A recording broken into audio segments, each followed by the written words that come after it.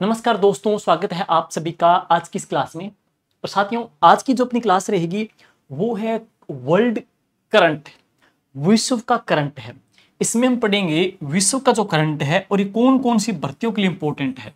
तो विश्व का जो करंट अफेयर है, 3 वर्ड पढ़ेंगे, 3 पार्ट पढ़ेंगे। एक क्लास जो रहेगी इसमें हम क्या करेंगे, अगस्त से लेकर के मई 2025 तक, अगस्त 2024 से लेकर के मई 2025 तक है विश्व इतिहास की जितनी भी जो घटनाएं हैं, इंडेक्स है, जितने अभियान हैं, स्पेस को लेकर के जो भी प्रश्न आते हैं, कंसेप्ट है, हम इस वीडियो के माध्यम से करेंगे है। और जो विश्व अंतरराष्ट्रीय जो करंट है मैं आपको पहले बता दूं ये किन के लिए इंपॉर्टेंट है। फर्स्ट ग्रेड के अंदर भी आएगा, पटवार के अंदर भी आएगा और राजस्थान पुलिस के अंदर भी आएगा। तो राजस्थान जो पुलिस है उसके भी अंदर भी आना है। और इसके अलावा जो चतुर्थ श्रेणी है, 4th ग्रेड है, उसमें भी है 5 क्वेश्चन जो इंडिया के आने हैं, 5 क्वेश्चन राजस्थान में। इंडिया वाले हम कह सकते हैं महज 1 या 2 प्रश्न है वो करंट के भी पढ़ सकते हैं। तो ये क्लास आपके लिए इंपॉर्टेंट है। अपनी जो किताब आई हुई है शाब्दिक करंट की, जो 6 महीने का करंट का सार संग्रह निकाला है, उस किताब का भी हम सॉल्यूशन भी पढ़ेंगे, साथ साथ में है। तो अगर आपके पास बुक है, उस बुक के आप क्लास लगा करके बुक पढ़ोगे तो आपके बहुत अच्छा समझ में भी आएगा है। चलिए शुरुआत करते हैं। सबसे पहले हम बात करेंगे ब्रिक्स समूह है, ब्रिक्स जो ग्रुप है उसके बारे में पढ़ेंगे। साथियों, ब्रिक्स ग्रुप की बात करें तो इसकी जो स्थापना जो हुई थी वह कब हुई, 2009 के अंदर है। तो ब्रिक्स ग्रुप की स्थापना दोस्तों जो हुई थी 2009 में हुई थी। हाल ही में इंडोनेशिया विकासशील देशों के समूह ब्रिक्स का सदस्य बनाया गया है। तो ये प्रश्न अच्छा आ सकता है कि हाल ही में कौन सी कंट्री को इसका सदस्य बनाया है, तो वह कौन सा है, इंडोनेशिया है। इंडोनेशिया का इसको सदस्य मेंबर बना दिया गया है। अब ब्रिक्स समूह में शामिल जो कुल देश आ जाएंगे, कितने देश आ जाएंगे, 10 देश आ जाएंगे है। और ब्राजील वर्तमान में जो अध्यक्ष जो कंट्री है तो वह कौन सी, ब्राजील है। और 10 कंट्री के अंदर है रूस भी है, साउथ अफ्रीका भी है, ईरान भी है, भारत है, मिस्र है, यूएई है, चाइना है, इथोपिया है और नवीनतम जो न्यूली जो ऐड हुआ है तो वह कौन सा आ जाएगा, इंडोनेशिया है। तो टोटल कंट्री कितनी आ जाएगी, 10 आ जाएगी है। कितनी स्थापना कब हुई, 2009 में है। अध्यक्ष जो कंट्री है कौन सी है, तो ब्राजील आ जाएगी है। तो ये प्रश्न आगामी एग्जाम के लिए अच्छा प्रश्न में भी बन सकता है। चलते हैं नेक्स्ट स्लाइड की ओर है। ब्रह्मपुत्र नदी है दोस्तों, दिसंबर 2024 में भारत और चाइना की बॉर्डर के पास चाइना ने ब्रह्मपुत्र नदी के ऊपर है विश्व के सबसे बड़े बांध के निर्माण को मंजूरी प्रदान कर दी है। और इस परियोजना की अनुमानित जो कुल खर्च राशि वो कितनी होगी, 137 बिलियन डॉलर है। तो टोटल जो खर्च राशि 137 बिलियन डॉलर है।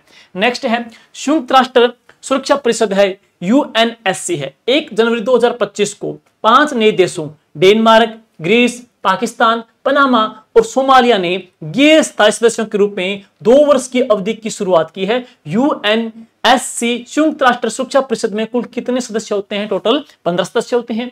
और 5 स्थायी सदस्य की बात करेंगे तो कौन कौन से हैं, अमेरिका, यूनाइटेड किंगडम, रूस, चाइना और कौन सी, फ्रांस है। 10 क्या है, गैर स्थायी सदस्य इसके अंदर आ जाते हैं। आगे पढ़ेंगे 5वीं ओशियान डिजिटल मंत्रियों की बैठक है। दोस्तों इसका आयोजन जनवरी 2025 में बैंकॉक थाईलैंड में किया गया था। और ये क्रम की दृष्टि से कौन सी है, 5वीं ओशियान डिजिटल मंत्रियों की बैठक है। ये 5वीं है जिसका आयोजन बैंकॉक थाईलैंड में हुआ था। इसकी थीम क्या रखी थी, थीम आपसे पूछा जाए तो सुरक्षित, अभिनव, समावेशी ओशियान के डिजिटल भविष्य को आकार देना। सुरक्षित, समावेशी, अभिनव ओशियान के डिजिटल भविष्य को स्वरूप देना या आकार देना है, जिसकी जनवरी 2025 में बैंकॉक थाईलैंड में मीटिंग हुई थी। आगे है भारतीय परमाणु संस्थान है। 14 फरवरी 2025 में अमेरिका ने 3 भारतीय परमाणु संस्थानों की बात करेंगे, जहां पे संस्थान के केंद्र की स्थापित हुए वो कौन कौन से हैं। तो एक है भाभा परमाणु अनुसंधान संस्थान है, और इसके बाद दूसरा पढ़ेंगे कौन सा है, इंदिरा गांधी परमाणु अनुसंधान केंद्र है। और तीसरा कौन सा, इंडियन रेयर अर्थ पर लगे राष्ट्रीय सुरक्षा प्रतिबंधों को हटा लिया गया है। तो इन तीनों के ऊपर है राष्ट्रीय सुरक्षा जो प्रतिबंध है उनको हटा लिया गया है अमेरिका ने। तो वो है Indian rare earth, Indira Gandhi परमाणु अनुसंधान और भाभा परमाणु अनुसंधान। तीनों को जो प्रतिबंध लगा था, राष्ट्रीय सुरक्षा प्रतिबंध है, उसको हटा दिया गया है। और इसके अलावा एक बात और कहेंगे, जो करंट पर पढ़ रहे हैं इस करंट की कुल 3 क्लासें पढ़ेंगे। आज की जो क्लास है वर्ल्ड है, इसके बाद हम पढ़ेंगे भारत का, इंडिया का जो करंट जीके है, और इंडिया के बाद हम पढ़ेंगे एक राजस्थान का करंट जीके, अगस्त से लेकर के आपके मई 2025 तक समग्र आ जाएगा, है मैराथन क्लासों के अंदर है। और ये जो तीनों का जो मैसअप दिया गया है, नवीनतम मार्केट में बुक आ चुकी है, शाब्दी पब्लिकेशन की करंट अफेयर्स की बुक है वो आ चुकी है, बेहतरीन शानदार सारगर्भित कंटेंट इसमें दिया गया है। जिनके पास आ गई है तो अपना कमेंट देकर के यहाँ पे रिव्यू बता सकते हैं कि बुक्स आपको कैसी लगी है। और डोनाल्ड ट्रंप है अमेरिकी राष्ट्रपति। डोनाल्ड ट्रंप ने 20 जनवरी 2025 को अमेरिका के कौन से क्रम के रूप में राष्ट्रपति के रूप में शपथ ली है? तो ये क्रम पूछ सकते हैं आपसे, 47वें हैं, तो क्रम की दृष्टि से कौन से आ जाएंगे? 47वें हैं, राष्ट्रपति के रूप में शपथ ली है। जबकि अमेरिका के उपराष्ट्रपति के रूप में तो आ जाएंगे जेडी वेंस ने शपथ ली है। और अभी हाल ही के अंदर है इनकी यात्रा को लेके चर्चित रहा था, कहां पे? जयपुर में इनकी यात्रा भी हुई थी। है तो जेडी वेंस उपराष्ट्रपति के रूप में। 47 देखा जाए तो कौन से आ जाएंगे? यहाँ के डोनाल्ड ट्रंप आएंगे। नेक्स्ट है स्विट्जरलैंड है। 1 जनवरी 2025 को स्विट्जरलैंड ने महिलाओं के सार्वजनिक जगह के ऊपर हिजाब है, बुर्का या किसी अन्य तरीका से पूरे फेस को कवर करने पर प्रतिबंध है वो लागू किया है। कहां पे? स्विट्जरलैंड के अंदर है। आगे पढ़ेंगे, संयुक्त राष्ट्र मानवाधिकार परिषद है। हाल ही में अमेरिका ने संयुक्त राष्ट्र मानवाधिकार परिषद की सदस्य से अलग होने का फैसला ले लिया है। तो भारत 2019 में संयुक्त राष्ट्र मानवाधिकार परिषद का सदस्य चुना गया था। तो भारत कब चुना गया है संयुक्त राष्ट्र मानवाधिकार के रूप में? 2019 के अंदर है। और अमेरिका हाल ही में इससे क्या अलग होने का फैसला ले लिया है। समलैंगिक विवाह कानून है। तो जनवरी 2025 में थाईलैंड ने समलैंगिक विवाह कानून को मंजूरी दी है, मान्यता दे दी है, थाईलैंड के द्वारा है। और सुनीता विलियम्स है भारतीय मूल की अंतरिक्ष यात्री। ये प्रश्न मोस्ट इंपोर्टेंट है, हो सकता है फर्स्ट ग्रेड में इनका प्रश्न आ भी जाए और किस प्रकार का प्रश्न बन सकता है हम यहाँ पे चर्चा करेंगे। है तो सुनीता विलियम्स का संबंध है भारतीय मूल से, एक नंबर बात। दूसरी जो खूबी क्या है, कुल कितने टाइम तक ये स्पेस में रही थी? तो 9 महीने 14 दिन के बाद में इनकी वापसी हुई थी धरती पे। है तो 9 महीने 14 दिन, ध्यान दे लेना, टोटल 9 महीने 14 दिन के बाद धरती पे लौटी थी। और 19 मार्च 2025 को अंतरराष्ट्रीय स्पेस स्टेशन से, तो कौन से स्पेस स्टेशन से है? तो अंतरराष्ट्रीय स्पेस स्टेशन से 9 महीने 14 दिन के बाद वापसी इनकी हुई थी। और अब पढ़ेंगे कौन से स्पेस कंपनी के माध्यम से? तो स्पेस एक्स कंपनी है, स्पेस एक्स कंपनी के ड्रैगन स्पेसक्राफ्ट के माध्यम से है, कि ड्रैगन स्पेसक्राफ्ट के माध्यम से। तो ड्रैगन स्पेसक्राफ्ट के माध्यम से इनको सुरक्षित है सुनीता विलियम्स को वापस लाया गया था। अन्य मेंबर कौन कौन थे इनमें? तो ब्रूच बिलमोर, निक हेग, अलेक्सांडर और गोर्बुनोव है, ये इसके अन्य मेंबर आ जाते हैं। इकट्ठा नाम आ जाएगा, अन्य मेंबर आ जाते हैं। तो ड्रैगन स्पेसक्राफ्ट के माध्यम से इनको लाया गया था। 9 महीने 14 दिन है, भारतीय मूल की है, सुनीता विलियम्स है। नेक्स्ट है United national convention of biological diversity है, जैविक विविधता के ऊपर संयुक्त राष्ट्र का सम्मेलन है। दोस्तों ये था 16वां संस्करण था। ये था कौन सा संस्करण? ये था 16वां संस्करण था। 22 से लेकर के 27 फरवरी 2025 को रोम इटली के अंदर इसका आयोजन किया गया है। उद्देश्य क्या है? कूनमिंग मॉन्ट्रियल वैश्विक जैव विविधता रूपरेखा को लागू करने के लिए वित्तीय तंत्र से संबंधित है, लंबित मुद्दों को हल करना है। और आगे पढ़ेंगे, गोल्ड कार्ड वीजा प्रोग्राम है। अमेरिका ने फरवरी 2025 में गोल्ड कार्ड नामक एक नए वीजा प्रोग्राम की घोषणा की है। बांग्लादेश में नई अंतरिम सरकार का गठन हुआ, यह बांग्लादेश में हुआ है। और प्रधानमंत्री कौन बने हैं? मोहम्मद यूनुस इनके प्रधानमंत्री बनाए गए हैं। राष्ट्रपति की बात करेंगे, मोहम्मद शहाबुद्दीन ने यहाँ पे राष्ट्रपति के रूप में यहाँ पे पदभार ग्रहण किया है। आगे चलते हैं, तो वो है स्टैच्यू ऑफ यूनियन है। अमेरिका के टेक्सास प्रांत में, अमेरिका के कहां पे? टेक्सास प्रांत में और ह्यूस्टन में हनुमान जी की 90 फीट ऊंची प्रतिमा का अनावरण किया गया है, जिसे स्टैच्यू ऑफ यूनियन कहा गया है। तो स्टैच्यू ऑफ यूनियन है वो अमेरिका के टेक्सास प्रांत की हम बात करेंगे, वहां पे ह्यूस्टन में वो 90 फीट ऊंची हनुमान जी की प्रतिमा स्थापित हुई है। और इस प्रतिमा को क्या नाम दिया गया है? इसको स्टैच्यू ऑफ यूनियन नाम दिया गया है। आगे चलते हैं, मिस्र। विश्व स्वास्थ्य संगठन के द्वारा हाल ही में मिस्र कंट्री को आधिकारिक तौर पर मलेरिया मुक्त घोषित किया है। तो आधिकारिक तौर पे मलेरिया जो मुक्त घोषित किया है तो वह कौन सी? मिस्र है। पीछे आपने पढ़ा समलैंगिक विवाह को मान्यता दी है, तो वो कहां पे दी है? तो हमने पीछे पढ़ लिया है, वो थाईलैंड के अंदर है। समलैंगिक विवाह के बाद में है अभी हाल ही में जो मिस्र है, तो ये क्या है? मलेरिया मुक्त ही घोषित हो चुका है। आगे वर्किंग हॉलिडे मेकर वीजा, अक्टूबर 2024 में ऑस्ट्रेलिया ने भारतीय युवाओं के लिए working holiday maker visa launch करने की घोषणा की है, ऑस्ट्रेलिया के द्वारा है। और क्वाड शिखर सम्मेलन, ये इंपॉर्टेंट है भाई, क्वाड शिखर सम्मेलन आपके लिए महत्वपूर्ण है। और दोस्तों इस क्लास की पीडीएफ जीके भी रख के जाएंगे टेलीग्राम में, हम अपलोड कर देंगे क्लास के बाद में, टेलीग्राम जरूर ज्वाइन कर लीजिएगा। और ये जो कंप्लीट मैटर है शाब्दिक की करंट की जो बुक आ चुकी है उसमें दे रखा है बेहतरीन तरीके से, अच्छे से कौन कौन से क्वेश्चन बन सकते हैं वो हम यहाँ पे करेंगे, बात है। हाँ, क्वाड शिखर सम्मेलन है, क्वाड नेताओं का ये था छठा, ये तो कौन सा छठा शिखर सम्मेलन था जो कि 2024 में हुआ है, समिट 2024 में। तो अमेरिका के क्लिंगटन डेलावेयर में 21 सितंबर 2024 को आयोजित किया गया। इस सम्मेलन में पीएम मोदी जी ने भी भाग लिया था। तो ये क्रम की दृष्टि से छठा क्वाड शिखर सम्मेलन जो 2024 अमेरिका में हुआ है। आगे चलते हैं, नेक्स्ट है सम्मेलन की घोषणाएं कौन कौन सी। तो इसमें क्या, इस सम्मेलन में सर्वाइकल जो कैंसर है के उपचार के लिए क्वाड कैंसर मूनशॉट जैसी एक नई टेक्निक की घोषणा की गई है। क्षेत्रीय समुद्री सुरक्षा क्षमताओं को बढ़ाने के लिए हिंद प्रशांत क्षेत्र में प्रशिक्षण के लिए समुद्री पहल की शुरुआत की गई है। भारत वर्ष 2025 में मैत्री कार्यशाला की मेजबानी करेगा। तो ये यहाँ प्रश्न आएगा कि इस सम्मेलन के अंदर भारत है, इसमें मैत्री कार्यशाला की जो मेजबानी है वो कब करेगा, 2025 में भारत इसकी मेजबानी करेगा। और क्वाड नेताओं का अगला जो शिखर सम्मेलन है भारत की मेजबानी में वर्ष 2025 में आयोजित किया जाएगा। तो ये इंपॉर्टेंट है। तो भारत में जो क्वाड नेताओं का है शिखर सम्मेलन है ये कब होगा भाई, ये 2025 में भारत में इंडिया में आयोजित किया जाएगा है। भारत और यूएई के बीच में कितने समझौते हुए हैं, 5 समझौते हुए हैं। भारत और यूएई के बीच में 5 समझौते हैं, हम बात करेंगे इनके बारे में। प्रधानमंत्री मोदी जी के निमंत्रण पर अबू धाबी के क्राउन प्रिंस शेख खालिद बिन मोहम्मद बिन जायद अल नहयान 9 से 10 सितंबर 2024 को भारत की आधिकारिक यात्रा पे आए थे। भारत की आधिकारिक यात्रा पे आए। प्रमुख समझौते कौन से हैं, सैन्य परमाणु सहयोग हेतु एमओयू हुआ है, इसमें पढ़ेंगे Emirates nuclear energy company ANEC और nuclear power corporation of India limited के बीच में बाराक परमाणु ऊर्जा संयंत्र के संचालन और रखरखाव के क्षेत्र में एमओयू किया गया है।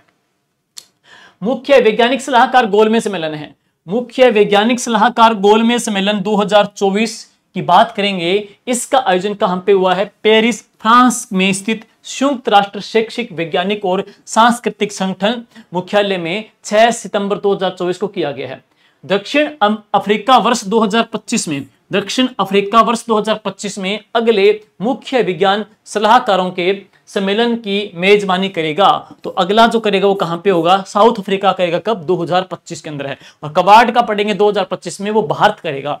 नेक्स्ट पढ़ेंगे ब्रिक्स शिखर सम्मेलन 2024 है। 16वीं ब्रिक्स शिखर सम्मेलन का जो आयोजन है कजान रूस में हुआ 22 से लेकर 24 अक्टूबर 2024 को है। तो ये ब्रिक्स शिखर सम्मेलन है वो रूस में हुआ है, लेकिन क्रम पूछ सकते हैं आपसे, तो इसमें क्रम देखेंगे कौन सा, 16वां। तो ये 16वां ब्रिक्स शिखर सम्मेलन है जो हुआ कहां पे, रूस में हुआ है। इसकी थीम क्या थी, इस शिखर सम्मेलन की जो थीम है वो है निष्पक्ष वैश्विक विकास और सुरक्षा के लिए बहुपक्षपात को मजबूत करना है। ये इस शिखर सम्मेलन की महत्वपूर्ण थीम रही है जो कजान रूस के अंदर है। इसका आयोजन है 22 से लेकर के 24 अक्टूबर 2024 को इसका आयोजन हुआ है।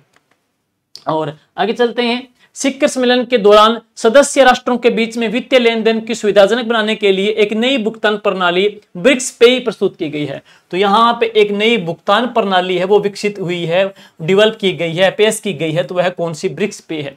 कजान जो रूस में है, इसकी घोषणा की बात करेंगे तो सम्मेलन में ब्रिक्स कजान जो घोषणा हुई है को स्वीकार किया गया, जिसमें क्या था, संयुक्त राष्ट्र सुरक्षा परिषद में सुधार करना तथा संयुक्त राष्ट्र में फिलिस्तीन राज्य की पूर्ण भागीदारी का समर्थन किया गया है। लेकिन अगला प्रश्न वेरी वेरी इंपॉर्टेंट है, 17वां जो ब्रिक्स शिखर सम्मेलन है 2025 की मेजबानी वह कौन करेगा, ब्राजील करेगा।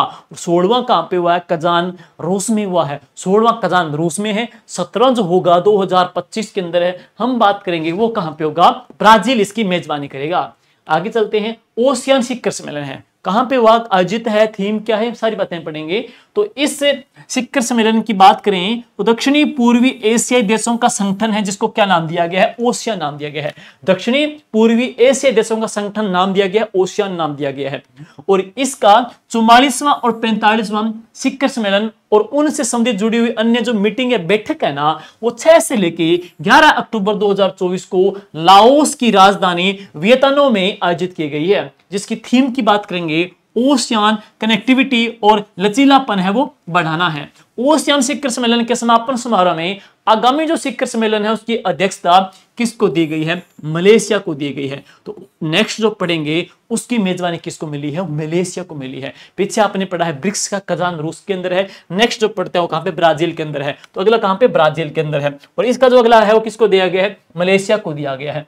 और अब आगे बात करेंगे, नेक्स्ट है 21वां ओशियान भारत शिखर सम्मेलन है। 21वां ओशियान भारत शिखर सम्मेलन है। दोस्तों ओशियान शिखर सम्मेलन में शामिल होने के लिए भारत के पीएम मोदी जी 10 से लेकर के 11 अक्टूबर 2024 को वियतनाम लाओपीडियार की 2 दिवसीय यात्रा पर रहे हैं। और ये था 21वां ओशियान भारत शिखर सम्मेलन है। और एनसीओ शिखर सम्मेलन 2024 है। एनसीओ शिखर सम्मेलन 2024 है। वर्ष 2024 का संघाई सहयोग संगठन एससीओ शिखर सम्मेलन पाकिस्तान की मेजबानी में 15 और 16 अक्टूबर 2024 को इस्लामाबाद में ये आयोजित किया गया है। और यह है एससीओ यानी कि संघाई कोऑपरेशन ऑर्गेनाइजेशन परिषद के शासन अध्यक्षों की 23वीं बैठक थी। और एनसीओ परिषद के शासन अध्यक्षों की 23वीं बैठक में विदेश मंत्री एस जयशंकर ने भारतीय प्रतिनिधि के रूप में यहां पे भाग लिया है। तो किसने भाग लिया है, एस जयशंकर ने इसमें भाग लिया है, इंडियन रिप्रेजेंट के तौर पे है। चागोस द्वीप समूह है। ब्रिटिश सरकार ने हिंद महासागर में स्थित विवादित चागोस द्वीप समूह की संप्रभुता मॉरिशस को सौंपने पर सहमति व्यक्त की है। अच्छा प्रश्न है, वेरी वेरी इंपॉर्टेंट है। तो हाल ही में चर्चा में रहा है चागोस द्वीप समूह है। और कहां पे भाई, हिंद महासागर में स्थित है चागोस द्वीप समूह।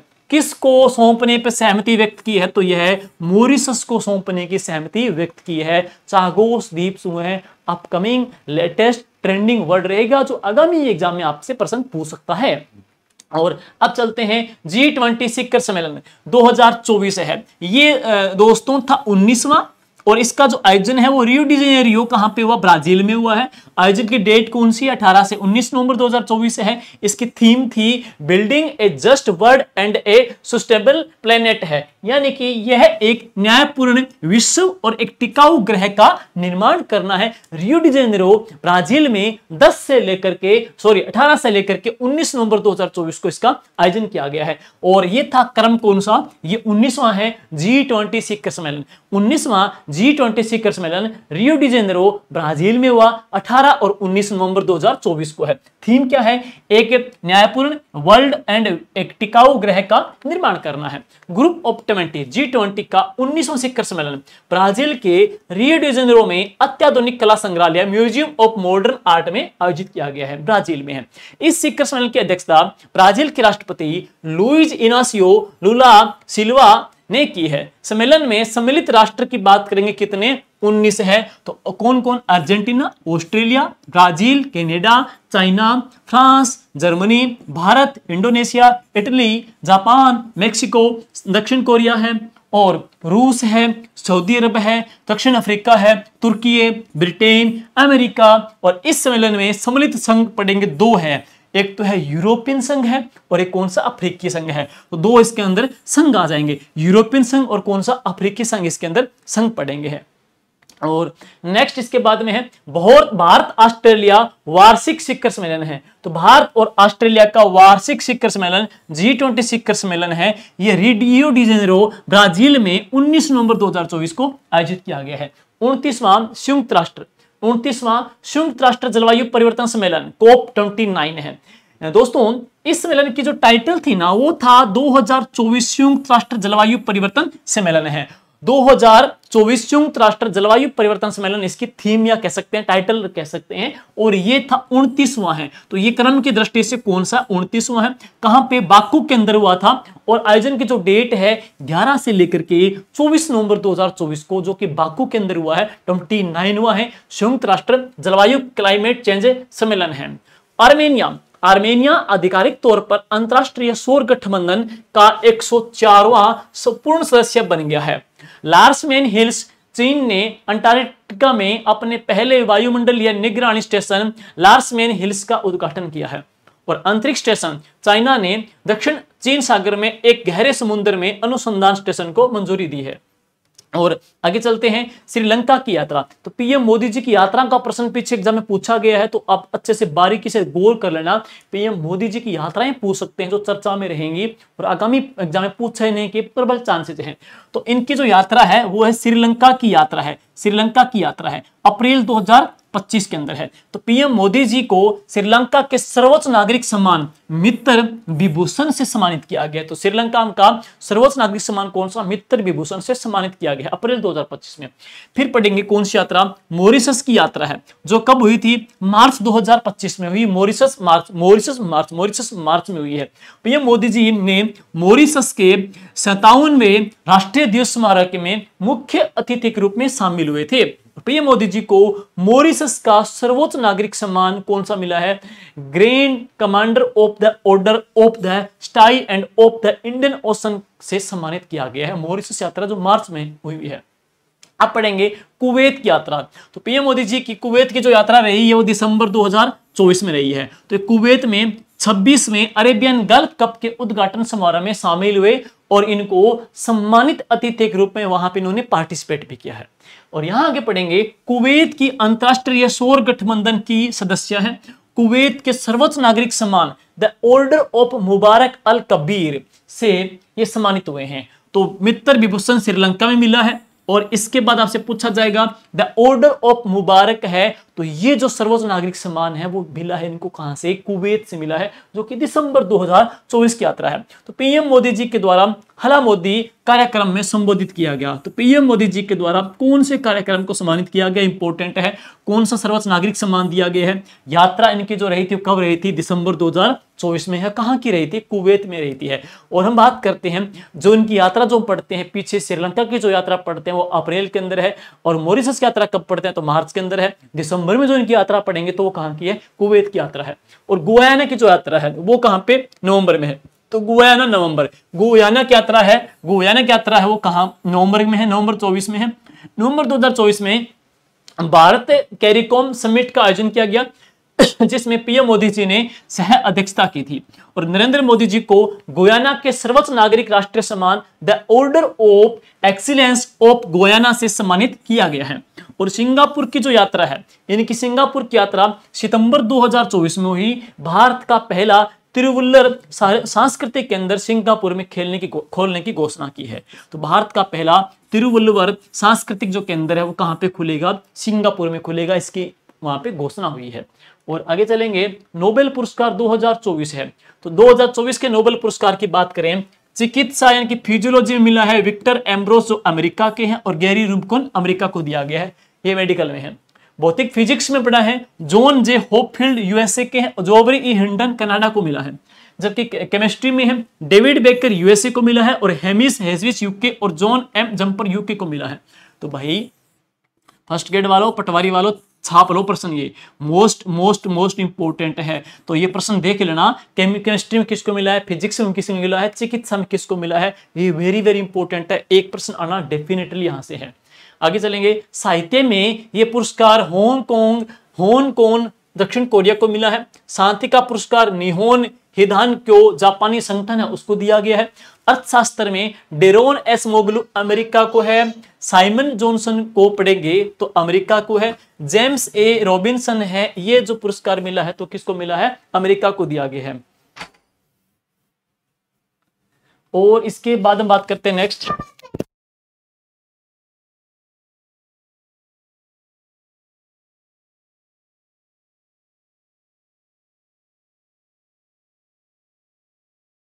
और आगे बात करेंगे इसके अंदर मिस यूनिवर्स 2024 का खिताब किसको दिया गया है। मिस यूनिवर्स 2024 का जो खिताब दिया गया है,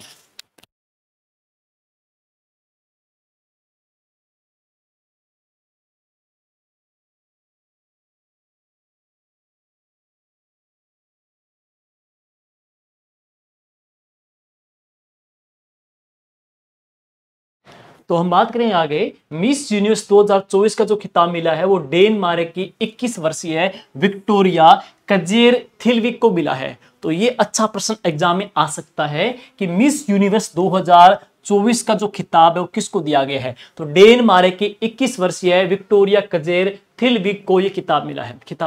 ठीक है, ये मिस यूनिवर्स का खिताब है। बुकर पुरस्कार है, तो बुकर पुरस्कार देखो हमने जो किताबें, जो इन बच्चे ने किताब ली है थोड़ा संशोधन कर लेना। वैसे क्या करना है कि जो उस किताब में हमने 2024 का डाला है, अभी नया ही जस्ट मिला है पुरस्कार है, तो साथ में ऐड करा दिया है, ये ऐड कर लेना। तो बुकर पुरस्कार 2024 का जो मिला है ना, वो तो मिला है ब्रिटेन की साहित्यकार समंथा हार्वे को मिला है। तो समंथा जो हार्वे वो कहाँ की, ब्रिटेन की, उनको दिया गया है, ब्रिटेन के समंथा हार्वे को दिया गया है। और उनका उपन्यास कौन सा, ऑर्बिटल, तो उनके उपन्यास ऑर्बिटल के लिए दिया गया है। जबकि साहित्य के क्षेत्र के प्रतिष्ठित वर्ष 2024 के बुकर पुरस्कार से लंदन में इनको सम्मानित किया गया। लेकिन अब इसमें इंपॉर्टेंट वो है ना, वो क्या है कि बुकर पुरस्कार 2025 का किसको मिला है, तो बानो मुश्ताक है। दोस्तों बानो जो मुश्ताक है ये भारतीय लेखिका है, तो ये भारतीय लेखिका है, नाम इनका है बानो मुश्ताक है, इनको दिया गया है, बानो मुश्ताक को दिया गया 2025 का बुकर पुरस्कार इनको दिया गया है। और कौन सी बुक के लिए मिला है, तो इनकी जो बुक है ना वो कौन सी, हार्ट लैंप है, तो इनकी हार्ट लैंप बुक के लिए इनको पुरस्कार दिया गया है। और कौन सी भाषा में है, कन्नड़ भाषा में है। लेकिन इनकी कन्नड़ भाषा के इस उपन्यास को, इस रचना को, बुक को ट्रांसलेट किया है ना, वो इंग्लिश में ट्रांसलेट किया है। तो इनकी बुक को इंग्लिश में ट्रांसलेट किसने किया है, दीपा भट्टी ने है। दीपा भट्टी जी ने इनको कन्नड़ से इंग्लिश में ट्रांसलेट कर दिया है। ये कन्नड़ भाषा में है, हार्ट लैंप है, किसने लिखा, बानो मुश्ताक ने है। इनको पुरस्कार मिला है बुकर पुरस्कार 2025 का, तो इंपॉर्टेंट है 2025 का मिला है वो बुकर पुरस्कार बानो मुश्ताक को है। लेकिन 2024 की बात करेंगे तो किसको मिला है, समंथा हार्वे को पुरस्कार ये दिया गया है। और आगे चलते हैं, इसके बाद नेक्स्ट अपने तो मिडोरी पुरस्कार 2024 है। वर्ष 2024 के लिए मिडोरी पुरस्कार कजाकिस्तान की वेरा वोरोनोवा को दिया गया है। और वेरा और पेरू की यसाबेल अगस्टिना कोलेड्रोन को उनके उत्कृष्ट योगदान के लिए दिया गया है। मिडोरी पुरस्कार 2024 का है। आगे चलेंगे, शांति निशस्त्रीकरण और विकास के लिए इंदिरा गांधी पुरस्कार है। ये अच्छा प्रश्न है, शांति निशस्त्रीकरण और विकास के लिए इंदिरा गांधी पुरस्कार 2023 का। तो 2023 का जो पुरस्कार मिला है विश्व प्रसिद्ध पियानो वादक और कंडक्टर डेनियल बोरेनबोइम है। डेनियल बोरेनबोइम को पुरस्कार ये दिया गया है। और इसके अलावा और फिलिस्तीनी शांति कार्यकर्ता अली अबू अवाद को 19 नवंबर 2024 को यह पुरस्कार प्रदान किया गया।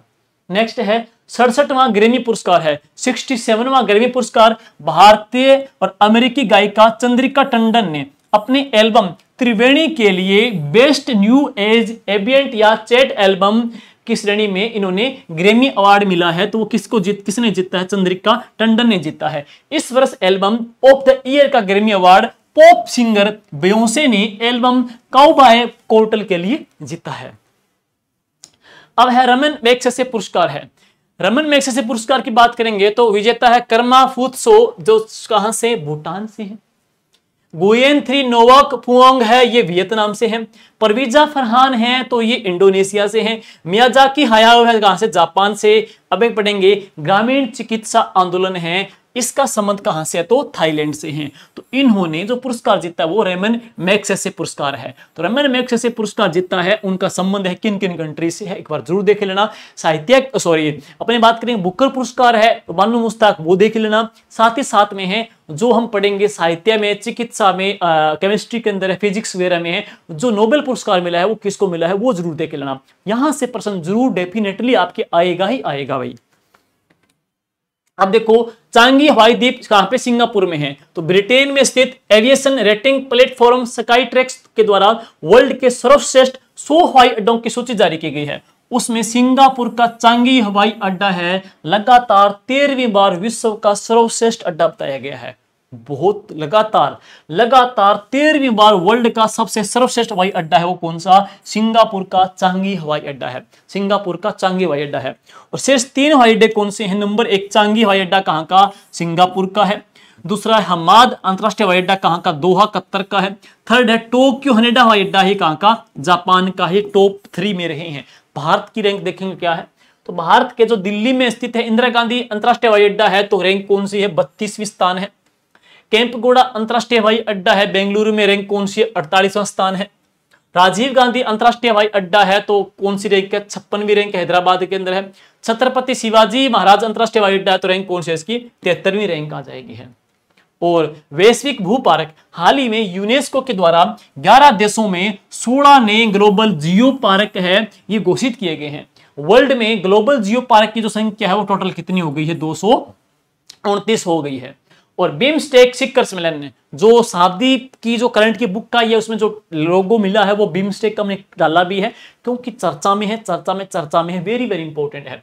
बिम्स्टेक शिखर सम्मेलन 2025 ये 4 अप्रैल 2025 को बैंकॉक थाईलैंड में इसका आयोजन किया गया। यह बिम्स्टेक शिखर सम्मेलन का कौन सा संस्करण था? 6ठा संस्करण था। और बिम्स्टेक शिखर सम्मेलन में बांग्लादेश, भूटान, भारत, म्यांमार, नेपाल, श्रीलंका और थाईलैंड के राष्ट्र अध्यक्ष और प्रधानमंत्रियों ने इसमें पार्टिसिपेट भी किया है।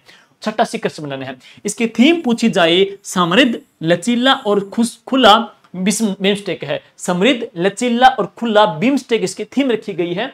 और भारत ने बिम्स्टेक चैम्बर ऑफ कॉमर्स की स्थापना 2027 में पहले बिम्स्टेक खेलों के आयोजन की घोषणा भी कर दी है। और सिंधु जल समझौता जो चर्चा में है, ऑपरेशन सिंदूर की बाद में हम बात करते हैं, सिंदूर पहलगाम घटनाक्रम के बाद में है, चर्चा में है। ऑपरेशन के बाद से पहले सिंधु जल समझौता है जो पहलगाम का घटनाक्रम हुआ उसके बाद में यहां पे बात करेंगे, इस चर्चा में रहा है।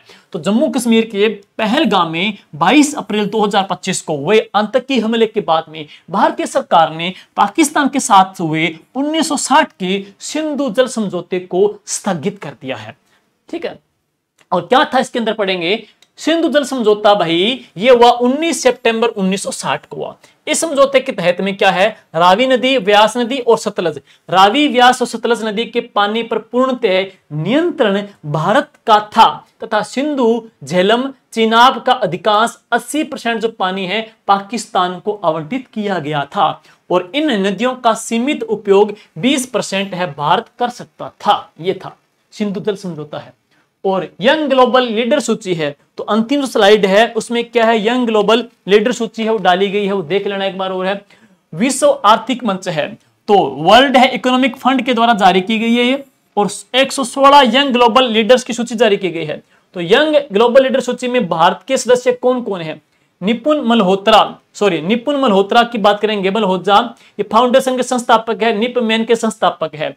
और किंजरापुरम मोहन नायडू ये नागरिक उड्डयन मंत्री भारत सरकार के हैं। अनुराग मालू ये पर्वतारोही हैं। और हितेश अग्रवाल ओयो जो होटल है उनके ये संस्थापक हैं। और आलोक मेदिकपुरा है, अनिल है। नटराजन शंकर है, बोस्टन कंसल्टिंग ग्रुप के प्रबंधक है। मानसी सुब्रमण्यम है जो कि यंग ग्लोबल लीडर सूची के अंदर है आते हैं। तो साथियों ये जो क्लास है उसमें हम महत्वपूर्ण जो सम्मेलन सबमिट हुए हैं, महत्वपूर्ण जो सूची भी है, महत्वपूर्ण प्रधानमंत्री मोदी जी के जो सर्वोच्च नागरिक सम्मान मिले हैं, ऑपरेशन जो हमने पढ़ा है, सिंधु जल समझौता वगैरह भी है। ये क्लास इंपॉर्टेंट है आगामी एग्जाम के लिए है। जो आपका एग्जाम पटवार का एग्जाम होने जा रहा है अभी जून के अंदर, फर्स्ट ग्रेड का एग्जाम होने जा रहा है, तो उसमें वर्ल्ड की बात करेंगे तो ये क्लास में हमने सारा सार गर्भित कर लिया है।